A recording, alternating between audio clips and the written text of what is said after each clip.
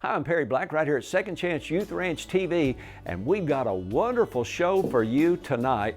Our operations director, Rachel Hubbard, has got a program with a couple of our foster moms called Table Talk, and this is a great show, so you don't want to miss it. We'll be right back with Rachel.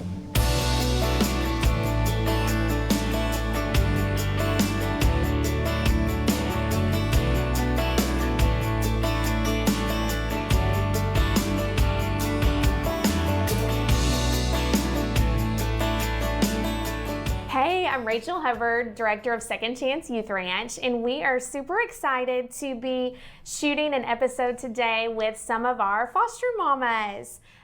So we're just going to kind of chat around coffee here at the dining table and let you in on a little bit of behind the scenes girl talk. We want you guys to know what it's like to be a foster parent. So this is Chelsea Clay. Hi. Chelsea has been a foster parent for Second Chance Ranch for about 2 years now. Yeah. Almost 2 years. And she and her husband have also adopted 2 children out of foster care. We have. And this is Liz Garcia. And she and her husband have been foster parents for... Right at 2 years. Right at 2 years We started also. right after. And y'all, I mean, it's kind of a big deal to make it past the 2-year mark in foster parent world. There's kind of a high turnover rate, and we're going to visit about kind of why that is. But they have 2 girls, 2 biological daughters of their own, and Liz and her husband are foster parents to a sibling group of 6 children, and Chelsea and Zach are foster parents to 5 children. So these ladies are the real deal. Like, they are doing it hardcore. They have dove right in, and they love these children exactly like their own. So why don't y'all tell, like, why are you doing this? Liz, I know that you worked for the Attorney General's office before you came here. Probably had this great career plan, and you knew exactly where you were going in life. And then for some reason, you're like, oh, let me just chuck all that and become a foster parent for like a lot of kids. Why'd you do that?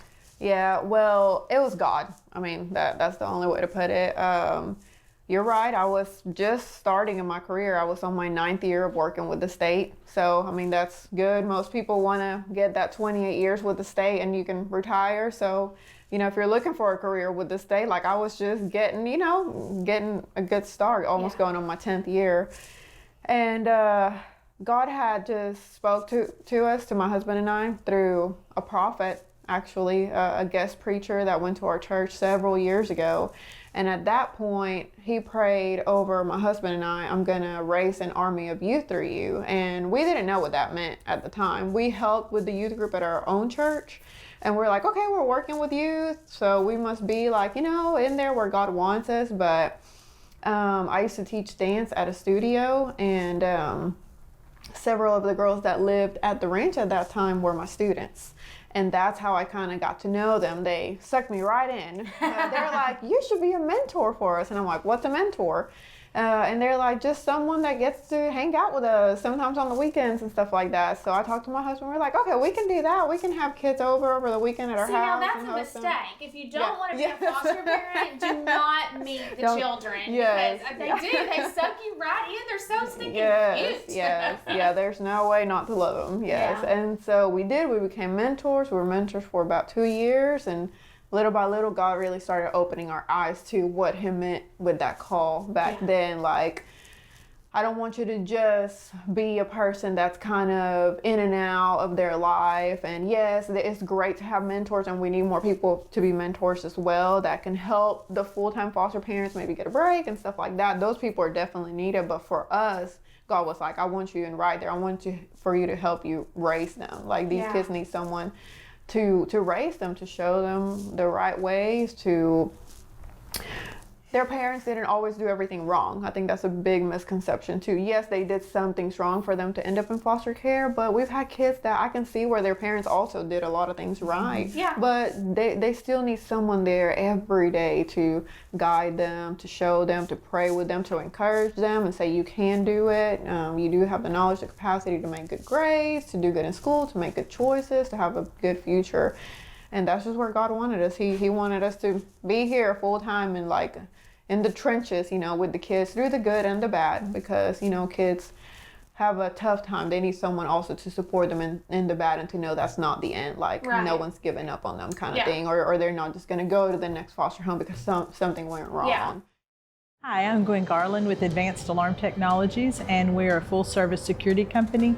We offer alarm systems, both burglary and fire, access control, and video cameras. We've been security professionals since 1988. I have law enforcement background, and we spent many years. My father-in-law, who originally got us into all this, used to say we went from locking them up to locking them out. So anyway, that's something we've always done in our family.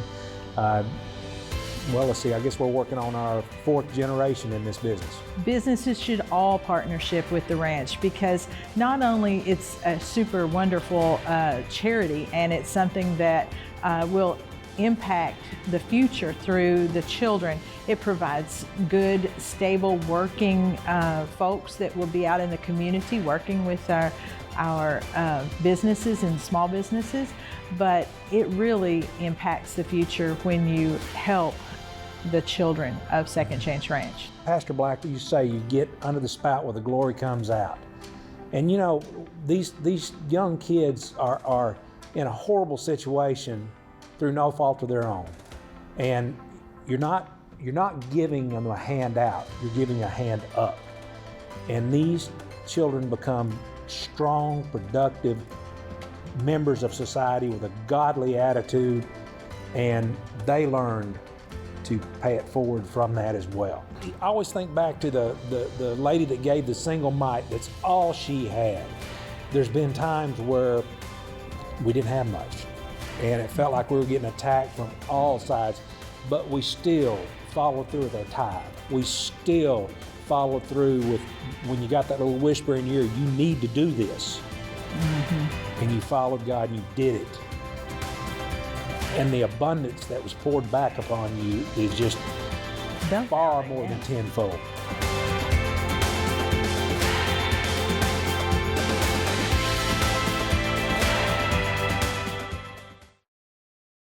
Wow, Kathy, those young ladies and Rachel, what a powerful testimony of their involvement and the lives that are being changed every day. I love that they are able to just tell us the good, the bad, and the ugly. There, you know, in any child's life, there are great days, but there are also challenging days. And now, those rose-colored glasses, they come off pretty quick when you're dealing with people. These moms are so honest. I love the decisions that they've made. You know, Liz sharing about her career decisions and a choice to become a full-time fostering mom.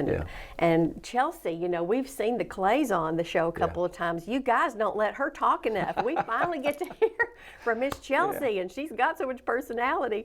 I would imagine the energy level in these homes is high, you know, having to have a sibling group of 5 or 2 or 3 children in addition to your own kids.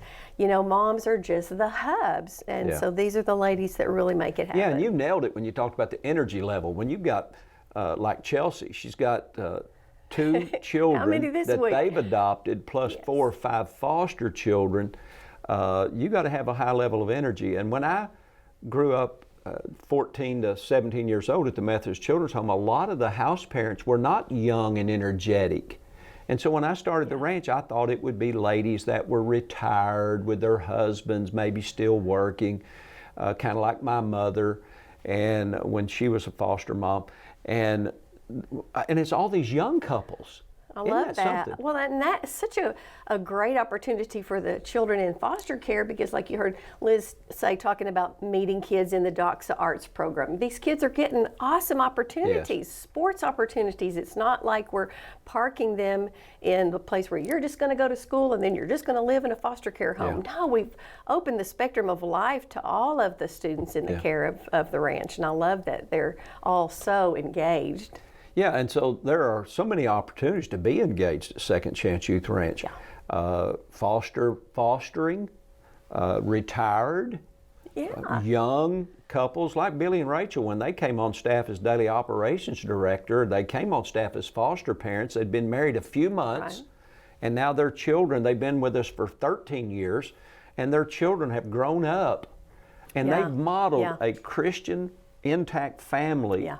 in front of all of the hundreds of foster children that have amazing. lived with us at the ranch, and it's so Amazing. powerful. And it starts small, like we heard Leah Henderson say on her episode. They were just taking a young man for haircuts, Yeah. just a mentor, or taking them out after church And ended up to eat, adopting you him, know? and now he's part of the family.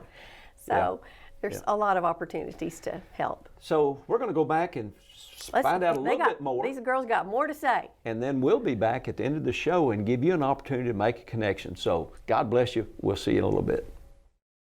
You know, I think I wouldn't do this if I didn't know that God was calling me to do it. It is, it's just, there's nothing natural or easy about raising other people's children who have been very hurt and very broken and very traumatized. And so you don't want to do it unless God's telling you to, but whoever He calls, He equips. Every time. And Chelsea, I know that y'all's story is similar, that you knew that God was calling you to do this, but you guys had already adopted 2 children. Your husband was pastoring. I mean, you guys had a pretty good life. And I know that it probably wasn't just super easy decision. You know, it's scary. And you're literally changing everything, especially to be one of our campus parents. Like, you're changing everything. Careers, you're exposing your own children to different things. You're moving into a new home. What made y'all decide to say, well, it's scary, but we're going to do it anyway?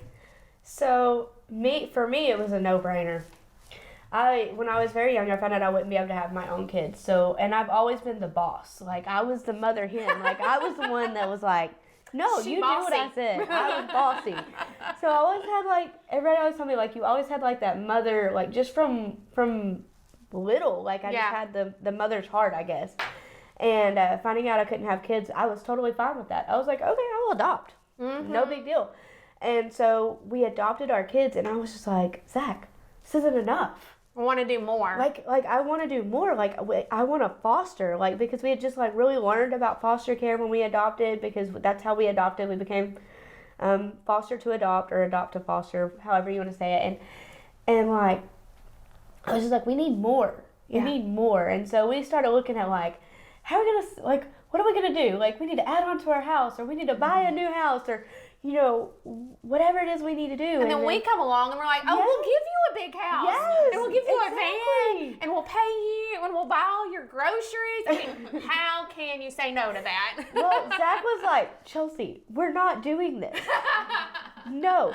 Well, then that night, because that was after Hope Conference, and then we had one of the flyers, the We're Hiring flyer things from Hope Conference.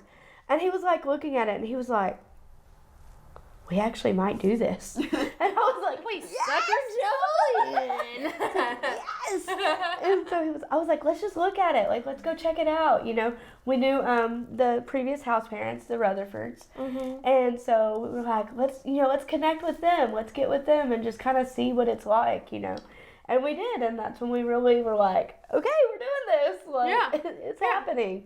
Well, And you know, I think that there's nothing like being right in the center of God's calling for your life. And I say it all the time. I would rather be doing something that is super hard, very contrary to what the world thinks we should be trying to achieve. I would rather give up anything if it put me right in the center of God's will. Like, that's where I want to be. And there's nothing like that. But I know that this is challenging. You know, we have cried to each other before. We have called and said, I need prayer right now. Let's just be real. What is hard about this? Yeah, and I just wanted to add on what you were just saying.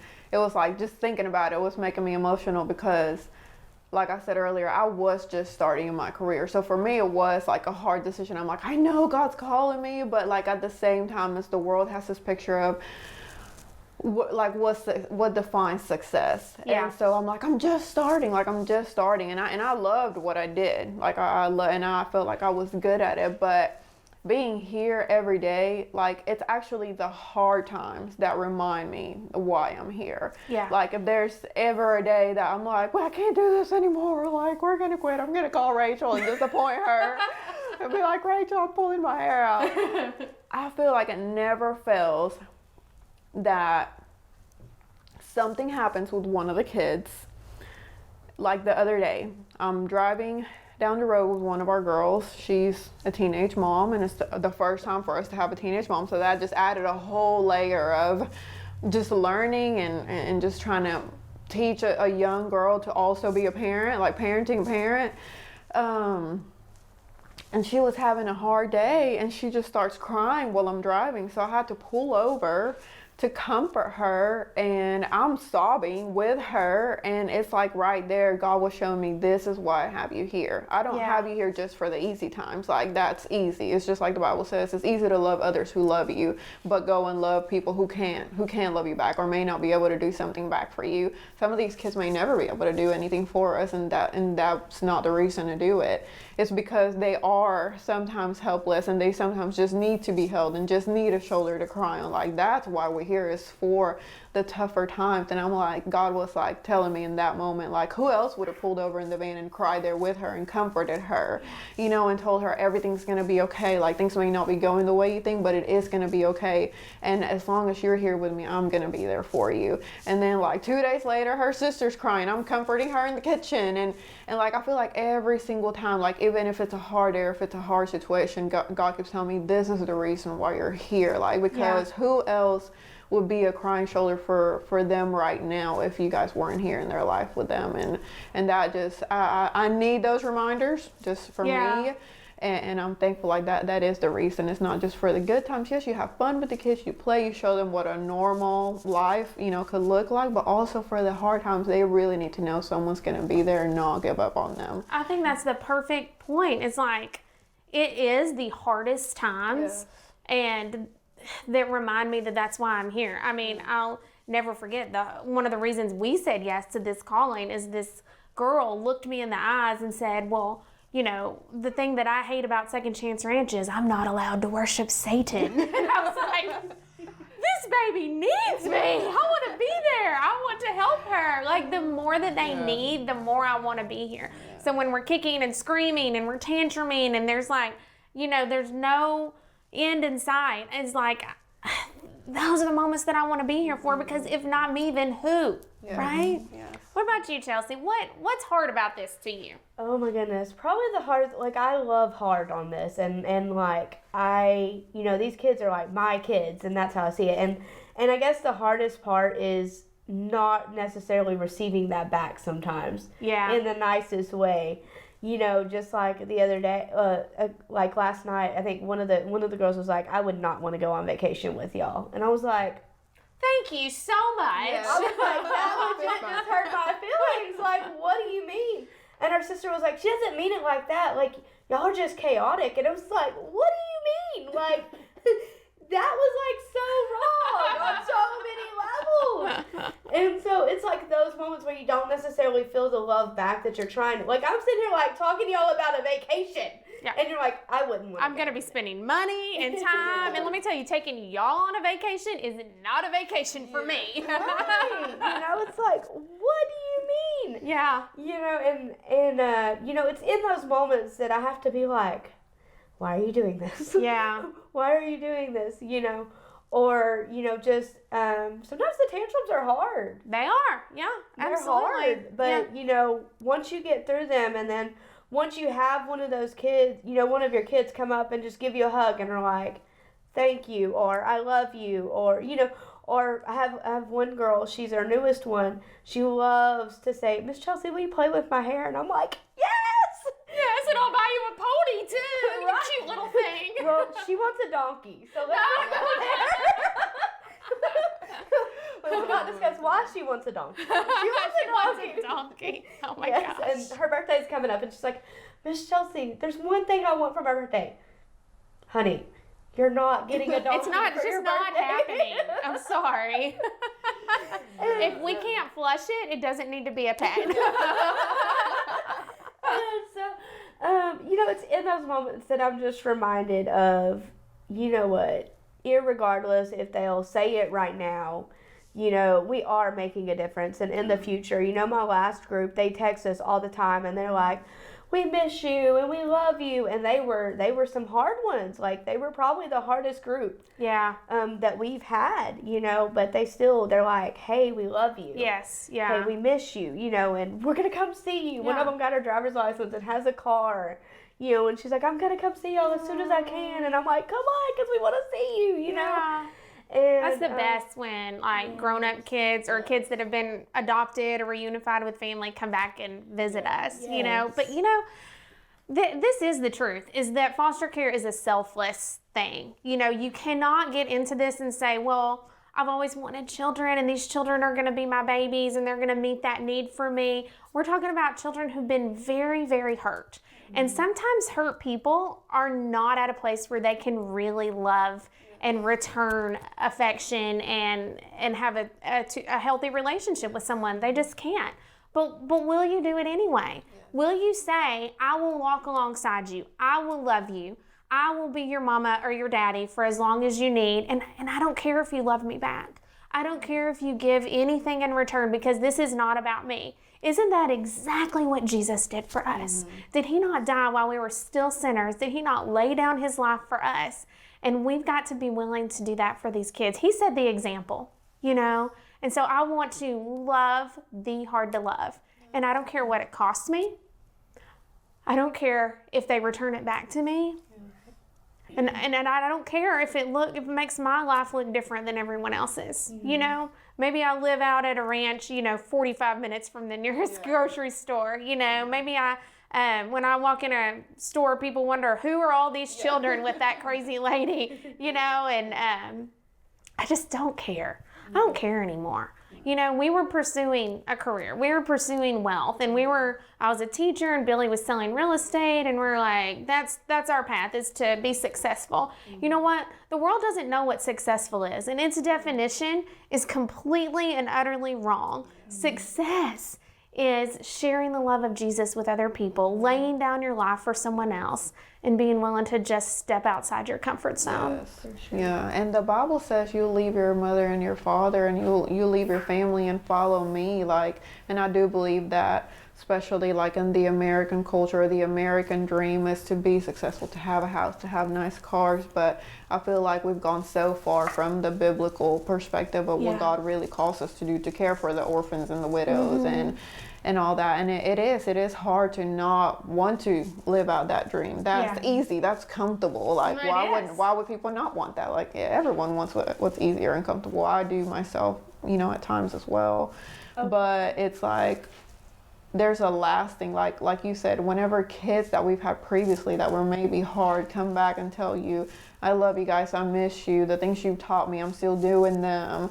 I've learned so much from you guys. Like, you guys changed my life. Like, you can't put a price on that. Like, you can't put a tag or a label on the eternal value that it has. Like, I love how your husband Billy always says, like, we have to populate heaven. Like, we have to take as many as we can with us. It really is an eternal thing. It has eternal value. That we're teaching these kids Christian biblical principles, and that you can't put a tag or a label on that. And I'm telling you ladies, y'all are building wealth. It's just not earthly. Exactly. You are building treasures in heaven. When you get up there, I'm coming to y'all's house, because y'all gonna have a big old mansion up there. Y'all are really, really heroes, you know, and I just couldn't be prouder of both of you. I'm so thankful for you. We're thankful for y'all. We are definitely thankful for y'all. I always say, I want to be Rachel Hubbard when I grow up. Oh my gosh, stop. That is like my philosophy. Like, what would Rachel do? Like, I want to be Rachel. We're gonna cut that out. She gives correction with so much grace. I'm like, man, why can't I give correction like that? Like, I'm smiling and getting onto them at the same time. I gotta learn that, because I don't have that down. I do not have that down.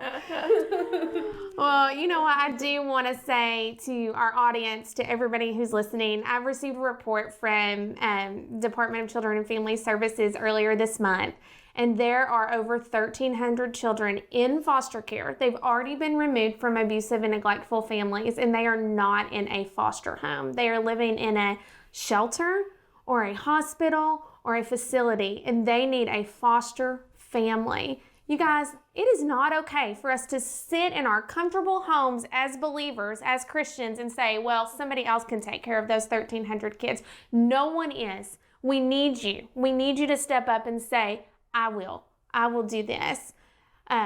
So I'm just asking you to consider becoming a foster parent. If you are interested in fostering a teenager or a small sibling group or a large sibling group or a child with therapeutic needs and you're in Central Arkansas, then we will do it. We will open your home. We will train you. We will help you. We will pay you. We will support you. We will sit and drink coffee with you on your bad days, and we will help you through it. And we also desperately need campus foster parents. We have a home that is open and ready for a large sibling group, but we need parents to say yes, like Liz and Chelsea have.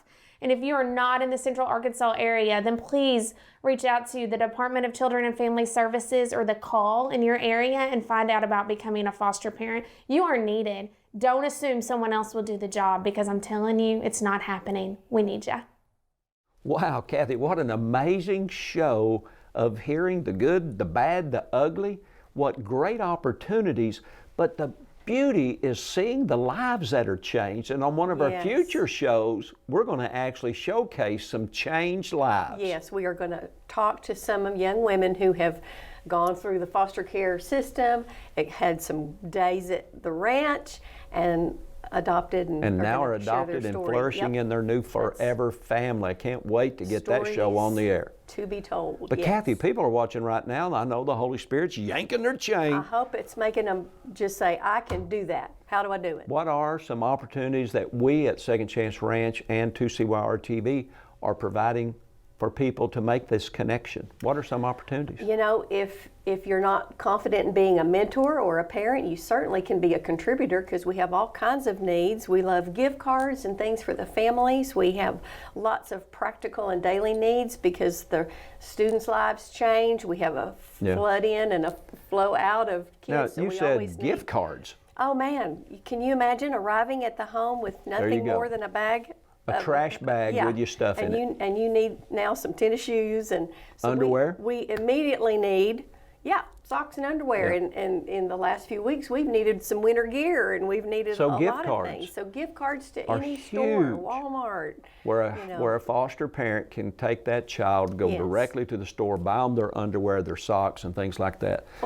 Well, little simple things. Mentoring, coming out to the ranch once in a while, or with a Sunday school group to Boy Scouts, Girl Scouts, all kinds. A picnic out there for the kids, or a weenie roast, or you know. So many opportunities. Yes, but then if you want to go deeper, we can use respite care training, mentoring, and we are plugging in a new foster family soon in the name of Jesus. Yeah. I am believing. So it's as simple as this: if you can do it, we need it.